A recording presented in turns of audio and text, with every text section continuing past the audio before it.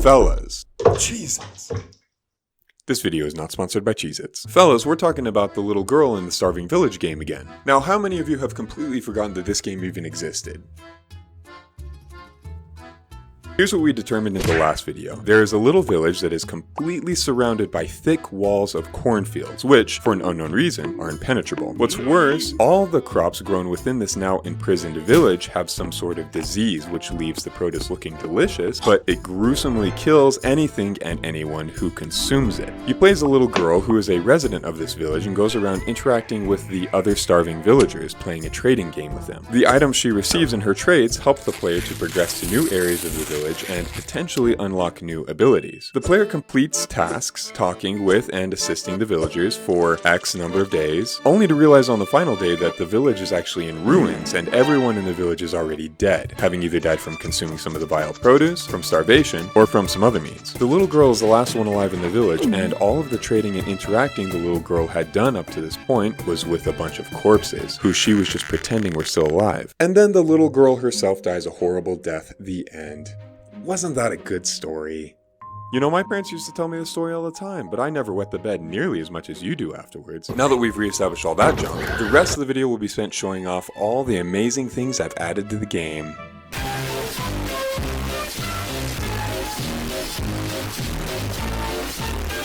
Alright, here's my vision for the gameplay, piggybacking off of what we have already established. The player can hold one item in their inventory at a time, for trading. Items can be used in limited circumstances to open up new areas of the map. Items are changed out by trading with villagers, or by using the item, if it's a one-time use item. The day progresses after 5 or so trades. This number can change, but my hope for that was that it would make the game go by faster and increase replayability. My goal is to make this game a short experience with a lot of different things you can explore each time you play.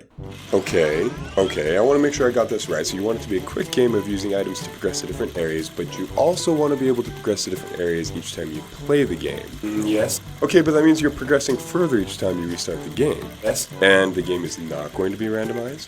Yes. And it doesn't look like we're planning on incorporating a save system. Is that correct? Yes. Is it even possible to progress each time you play the game under these circumstances? Yeah.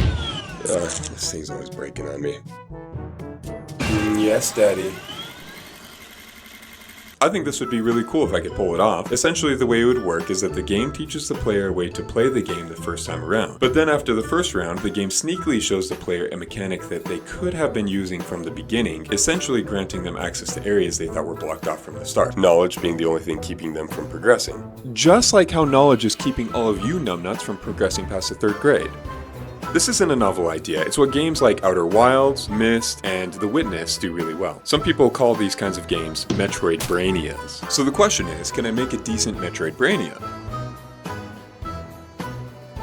I would love to tell you how I'm going to do this, but I don't have a clue, so let's just move on. The first thing I felt like I needed to get put together was the map of the village. I haven't mentioned this yet, but I want you to keep in mind that this game takes place in the Great Plains region of the United States sometime in the mid-1930s. That's an interesting time and place to be surrounded by fresh fruits and vegetables. Here's my first iteration of the map. The idea is that the player will start around the little girl's house area, then through making trades, expand out to the different sections of the village, which are separated by the walls of corn. I made a lot of art for these different locations, so even though I ended up changing the map, I'll go over the different locations with you. I already went over the little girl's house in the last video, but here it is again, outside and in. One thing I didn't mention is when I originally made the house, I made it with an animation of smoke being blown out from the chimney and water dripping into the rain catcher barrel at its side. It was a cute little animation, but I didn't feel like it fit the game very well, so I just left it as one still image. Not too far from the little girl's house is a junkyard. My idea for the junkyard is that there may come a time when the player needs to use their one item without being able to trade it for another one. I needed a way for the player to be able to get an item without giving an item, and I thought the junkyard would be a great solution for this, where the player could go pick up a small random item that might not necessarily have any use, but could be traded for a more useful item. Along with the junkyard, I thought it'd be cool if there were a bunch of cats that could be found there and interacted with. One of my Patreon supporters, Sly, suggested that it would be really nice if you could go and feed the cats. I think that would be real cute. I just have to figure out how that would work with everybody else in the village starving to death and all. As in, if nobody else could find safe food to eat, why and how did she find safe food to feed the cats. Or is she even feeding the cats at all? There will be a couple of neighboring houses nearby that you'll have to find a way to get to. One of these homes will have this barn, and maybe another one will have this watermelon patch I made. There will definitely be other fruit and vegetable gardens added, just to hit home the idea that this village was blooming. You'll see up here to the north we have a mansion, which I haven't drawn yet, but it will serve as the final destination of the game. What happens there will be something I might talk about in a future video. Then we have this mountain range with a mineshaft entrance. Come to think of it, I don't even know if the Great Plains region of the United States has mountains. So we're just gonna pretend like somebody did their research and that this never happened. Maybe one of you are from that area and could tell me what's actually going on down there. Check out this area of the map down here. This is meant to be the downtown area of the village with a commercial district, a more upper class section, a lower class or like a slum section, and a railway along the side of it. I did make some building spreads for this area, which turned out okay. Now if something about this whole downtown metropolitan area of the village doesn't feel right, I agree with you. I mentioned in the previous video that the idea for this game is partially inspired by Pathologic, and you can see the connections, especially with this part. I really like the feeling of the downtown-esque streets in that game, but it doesn't fit very well in the small village in the plains vibe I was going for. You'll see how I changed it for the better in the new map. Let's see that new map now.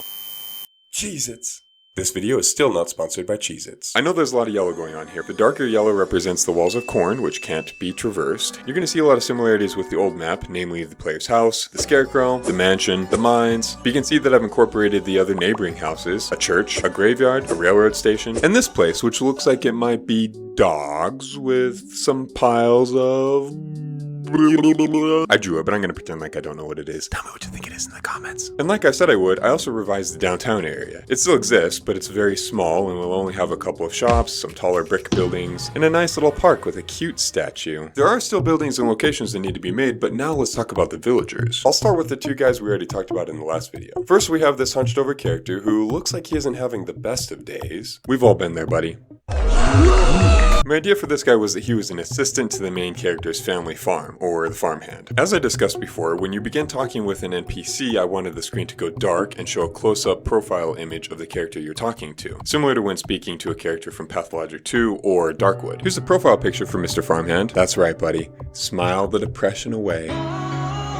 I also made a profile picture for when you discover that he, along with everyone else, is dead. This one is alright. It's a bit too similar to how he looks when he is alive, to the point that I'm not even sure people would even realize something was different with him. I don't think I showed this in the previous video. Here was my first attempt at drawing this guy's profile. Listen, I don't mean to flex with this bit, but honestly I only would have been impressed with this if I had drawn it back in elementary school. It just does not. It's no good. Oh, hey there, kiddo. Hey, how were your lab classes for the less adept student today? Looks like you did some art. This is the man in my closet I've been telling you about for years now.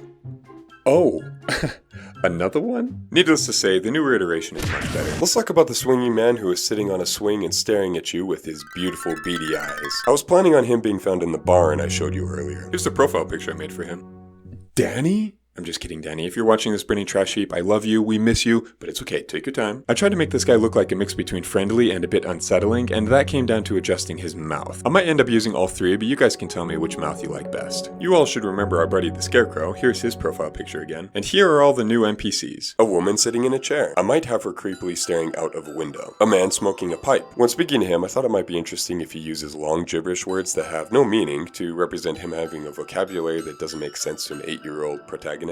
These two young girls, the golden-haired one having polio-crippled legs, a bald man, thought maybe he could be a butcher, maybe? This sleepy guy, maybe he could be a prospector? This kneeling preacher, I like the idea that he never turns around. This lady, not sure what plans I have for her. This bendy-looking guy, also not sure what to do with him. This creepy little girl with a sickle and a bandana covering her face. She might be a sort of boss battle, I'm still thinking about it. This crow, this lady with an eye patch, maybe a school headmaster. The junkyard cats, we already talked about them. The cow, other dogs, maybe this watermelon, maybe these pumpkins, and this magician guy, who slumped over on a stool with a mask covering his face and a magic stick in his hand. I wonder what happened to him. Lastly, these two little boys, who may be twins. I made a profile picture for them that I thought turned out well, and speaking of wells, they will be found at the bottom of this one. I mean, it is a horror game, there's gotta be something down in the well. I also want to point out that the top comment from the last video by Terminal8531 suggested that the player should be able to talk to one of the gravestones in the cemetery, but when you talk to it, you never get a reply. Peak idea, chef's smooch. Here's the dialogue screen for the silent tombstone. Now I mentioned just barely that the pumpkins and the watermelon might be NPCs that you might be able to talk and trade with, but here's my thinking. The little girl is the last one alive in the village, and surely that means she knows not to eat the vegetables which were responsible for killing so many of the other villagers. Knowing this, the little girl might think it's a good idea to go around and stomp on all the killer vegetables she finds growing. That's just common sense. Here's an example of this I made with the watermelon. See how when it's walked on by the player, it splits open and it's all black and gloopy inside. Now I know that was just so much fun to watch, but there has to be a game mechanic that rewards the player for stomping out the toxic vegetation, otherwise it's just gonna get old. I was thinking about incorporating a system which gives the player some sort of experience or currency each time they stomp out some vegetables or make a correct trade to the right villager. Then they can use their pool of experience to gain new skills and abilities like I mentioned before. Then they can use those new abilities to access new areas and stomp out more vegetables and complete more trades, and the circle of Mufasa's life goes on and on and on. In the last video, I left you off with the idea that there may or may not be a monster in this game. When I talked about it, I told you about the hollowing monster, the creature which hollows out the insides of a person from the back and then wears its skin pretending to still be that person. Then occasionally crawls out from the back, dragging the empty body of that person behind it as it crawls towards you on its hands. The idea of this monster was originally intended for one of the purple games, which were different iterations of this game, see here. So I'm not sold on that same monster being in this game. In fact, I'm not sold on the idea of there being any kind of monster in this game, which was a sentiment I received from many of you in the comments of that video, which is going to sound very contradictory after I show you these dingleberries. One of my problems with these guys is that they don't seem very threatening to me, nor do they seem very unique.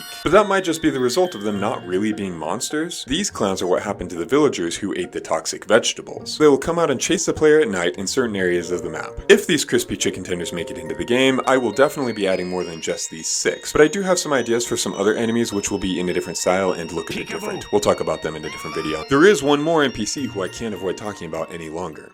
Your mama. What?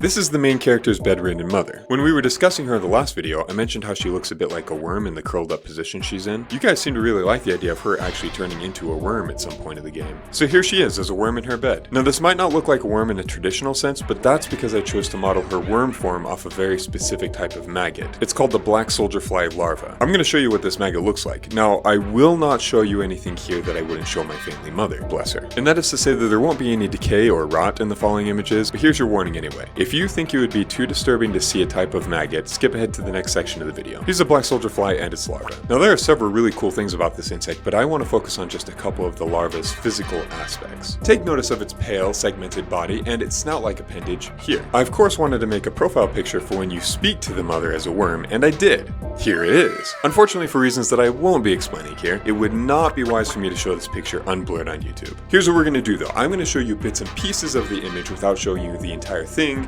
and then describe to you what you're looking at. Hopefully that's safe. Praise be YouTube. First, where before the mother was much more wrapped up in the blankets, the worm is laying part way exposed out of the bed sheets. The body of the worm is pale and segmented like the actual black soldier fly maggot, and it has a head snout with a human looking mouth at its tip. Hopefully that was good enough of a description for you guys. I'm sorry I can't show you the whole thing here. I won't be hiding anything in the actual game whenever it gets finished. For those of you who can't wait that long to see this thing, I will post the entirety of this image on my Patreon page for everyone to see, even free members. You can go check it out, go gawk at it over there, tell me what you think. What you don't know is that this whole sussy worm picture led to an even bigger issue. See, when I created this image, I was planning on using it for the thumbnail for this video, but after I finished it, I realized that it unintentionally violated all of YouTube's regulations all at once. Yes, you heard me correctly, all of them. So I was left with a difficult choice. Either I use a boring picture of your mama as a thumbnail, or I risk it with this potentially very inappropriate picture of your mama's worm. That's when it hit me. If your mama is too boring and your mama's worm is too sus, if I were to combine them both, it would tone down the sus and spice up the boring. And that's when I gave birth to this depraved image. Pretty wicked looking, am I right?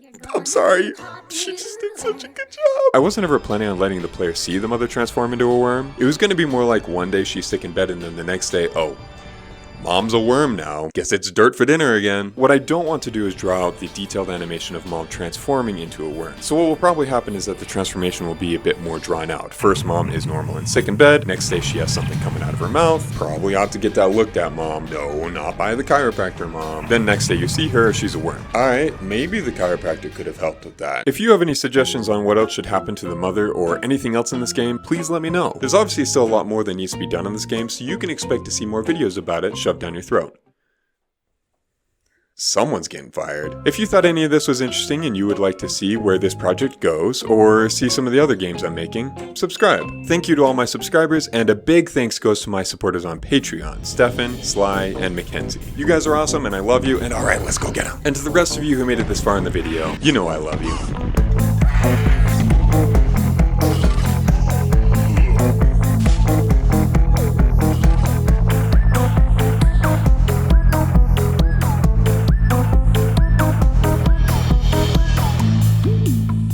Alright, what game do I make a video about next? Maybe the